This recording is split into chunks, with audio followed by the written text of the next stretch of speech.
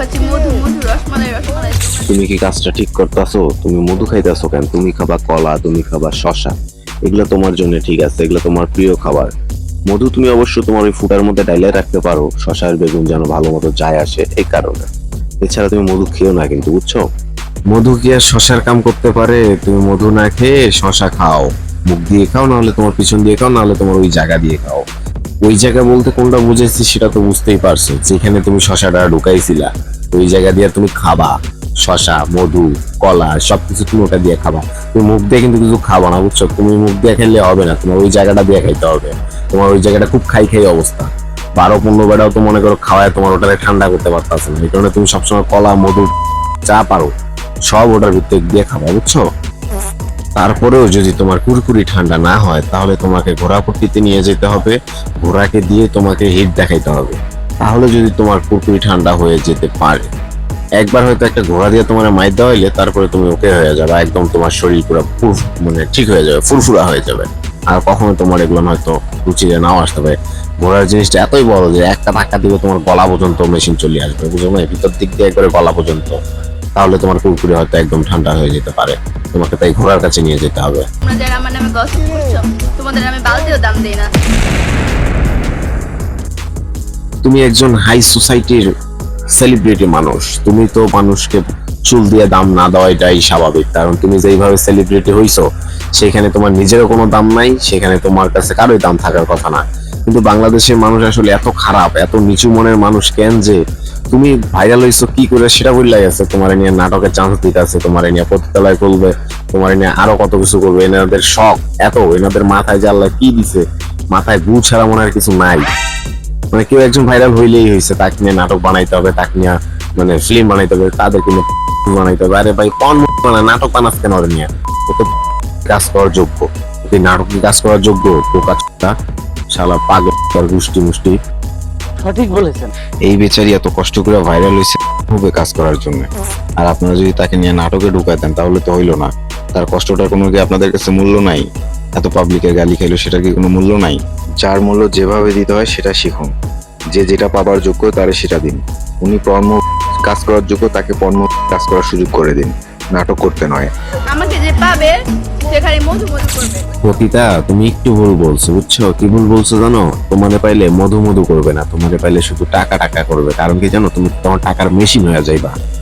কারণ মনে করো তোমাকে 300 টাকা রেটে এসে একটা পতিতালয় খুল্লা বসবে তোমাকে দিয়ে, সেখানে প্রত্যেকদিন মনে করো 500-1000 মানুষ আসবে, 300 টাকা করে দেবে, সে অনেক টাকার মালিক হয়ে যাবে। সেই জন্য তুমি মধু না, মধু এক সেন্সে ঠিক আছে, কিন্তু তুমি টাকার মেশিন হবা তখন।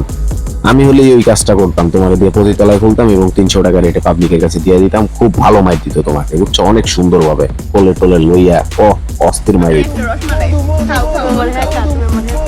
তুমি তো মনে হচ্ছে নিজেকে সানি লিওন এবং মিয়া খলিফা থেকে নিজেকে অনেক বড় সেলিব্রিটি ভাবতেছো এবং অনেক বড় একজন স্টার মনে করতেছো, কিন্তু সত্যটা কি জানো? তোমাকে দেখার পর, তোমার ওই ভিডিও দেখার পর কারো মেশিন স্ট্রং হবে না। কারণ কি আছে তোমার মাঝে যে দেখে মেশিন স্ট্রং হবে? তোমার ওই অবস্থায় দেখার পর মেশিনের হুইয়া পড়ে, কোনো ফিলিংসে আসে না। তোমার ভিডিও আমি আমার বন্ধু টোপাজ্জলকে দেখাইছিলাম, সে দেখার পর বলল, আরে বেটা এটা কোনো ভিডিও হইলো? তখন আমি টোপাজ্জলকে বললাম, তুই হয়তো জানিস না সে কত বড় পতিতা এবং সে কত ব্যাটার লগে শুয়ে রয়েছে, সেই ভিডিও দেখার জন্য পাবলিক কত পাগল। এই পতিতাই আবার নাটকে চান্স পাইছে, সে কয়দিন পর ছবি করবে, কয়দিন পর শাকিব খানের সাথে মুভি বানাবে, তারপর সে জনি সিনসের সাথেও মুভি করবে, আর ওই মুভি তার লাস্ট মুভি হবে। লাস্ট মুভি এই কারণেই বললাম যে সে জনি সিনসের মাইর খাওয়ার পর তার যে চিকনা কোমর, এই কোমর আর সোজা করতে পারবে না, হয়তো ও পর্যন্ত সে বিছানায় শুয়ে পড়বে। এই কারণেই বললাম সে লাস্ট মুভি হবে ওটাই। আমার আম্মু লিটারালি আমাকে সিকল দিয়ে বাইন্ধা রেখে দেয়, বিশ্বাস করেন।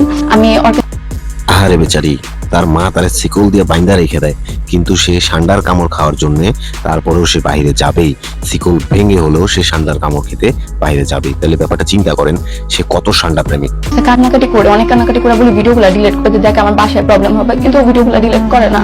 আহারে বেচারি, তোমার বাসায়ও আবার প্রবলেম হয়? এগুলো বিষয় নিয়ে তোমার বাসায়ও কিছু বলে? তোমার বাসার থেকে তো মনে হয় তোমার এগুলো দেখে আরো খুশি হয়। আমার তো মনে হয় তোমার ফ্যামিলিতে যারা আছে তারা ওই একই টাইপেরই। যদি এই টাইপের না হইতো, তোমার এই ভিডিওগুলো যখন থেকে ভাইরাল হয়েছে তখন থেকে তোমার একটুও শাসন করে নাই, শাসন করার পরেও তুমি আবার এগুলা করতেছো, তাহলে তোমার ফ্যামিলিটা কেমন? আবার ফ্যামিলিতে বল প্রবলেম হবে, কিসের প্রবলেম হবে? বালের মিথ্যা কথা বলতে আসছো এখানে।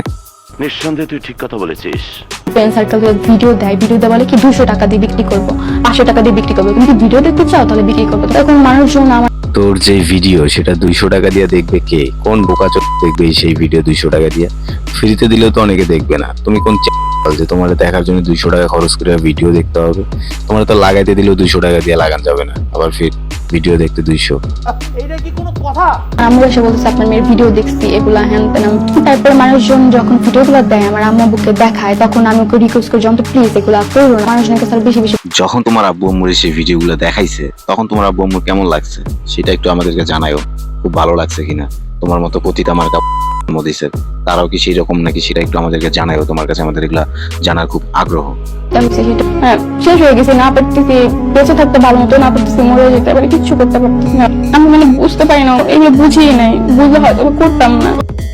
আহারে অবুঝ বাচ্চা, তার কথা শুনে আমার কান্না পাচ্ছে। মনে চাচ্ছে একটা ঠান্ডা যদি তার নিজ দিয়ে ঢুকাই দিতে পারতাম, তার কান্নাটা হয়তো একটু বন্ধ হইতো। কারণ হয়তো সে কান্না করতেছে, তার ঠান্ডার প্রয়োজন হচ্ছে, ঠান্ডার কামড় খাওয়ার জন্য তার চুলকানি উঠছে। রিরে আপু কষ্ট পাইলাম, এই যে ফ্যান ফলোয়ার লোকে এমন করলেন না ভাই, তুমি ভিডিও না অ্যাকচুয়ালি আপু আমি কিন্তু আপনার ফ্যান, আমি কিন্তু আপনার বিগ ফ্যান, ঠিক আছে? আমি কিন্তু আপনার বিগ ফ্যান, আপনি আমি আপনার বিগ ফ্যান, আপনাকে আমি বলতেছি, আপনি শুনতেছেন না কেন? এই হচ্ছে বাংলাদেশের মানুষের অবস্থা। একজন পতিতার বিগ ফ্যান, ওই পতিতাকে দিয়ে আবার একজন নাটক করাচ্ছে। ওই পতিতাকে দিয়ে একজন কিছুদিন পর দেখবো একটা সাকিব আল হাসান বা সাকিব খানের সাথে মুভি বানাচ্ছে। ওই পতিতা আজকে পতিতালয় খুলতেছে, কিন্তু তার বিগ ফ্যানের অভাব নাই। তার বিগ ফ্যান করতে করতে একজন মারা যাচ্ছে, একজন পারে না কি চাকরিছে, এমন বিগ ফ্যান। এই যে কাজ করছে তারপরও তার ফ্যানের অভাব নেই। যদি সে বলে আজকে আমার কতজন হাজার পাবলিক খারাপ যাবে, কেন রে ভাই? তোদের রুচি এত খারাপ কেন? মায়ের ভিতর কি আছে? সব মায়ের ভিতর ওই আছে। আচ্ছা আপু আমি কি ছবি দিতে চাইছি না, আর ভিডিও আবার ভিডিও করতেছে।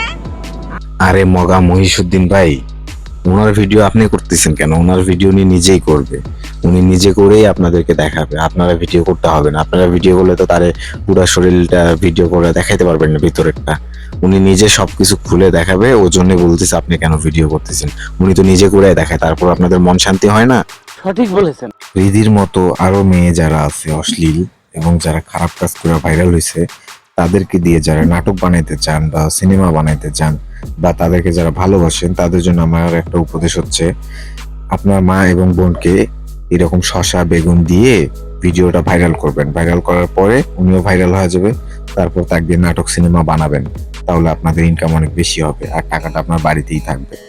আর যারা তাকে ভালোবাসেন তারাও সেম কাজটাই করবেন, আপনার মা এবং বোনকে দিয়ে বেগুন ঢুকাবেন, সেই ভিডিওটা করবেন, ভাইরাল করবেন। করার পর আপনার মাও পুরো বাংলাদেশের সেলিব্রিটি হয়ে যাবে এবং আপনার মা বোনকে সবাই ভালোবাসবে। হয়তো আশা করি বুঝতে পারছেন এই কথাটা বলার কারণ কি। আর না বুঝতে পারলে তো আপনার মাথা এখনো ঘিলু হয়নি, এই জন্য বুঝেন নেই। তো ভালো থাকবেন, আর কিছু বলবো না, এখন অনেক বড় হয়ে গেছে। Okay bye. জানিস অনেক খানকি দেখেছি, এর মতো জাত খানকি একটাও দেখি। এগুলো বুঝিয়ে নাই, বুঝলে হয়তো করতাম না। নারী কত সুন্দর অভিনয় করে, অভিনয়ের জন্য নারী সারা রে।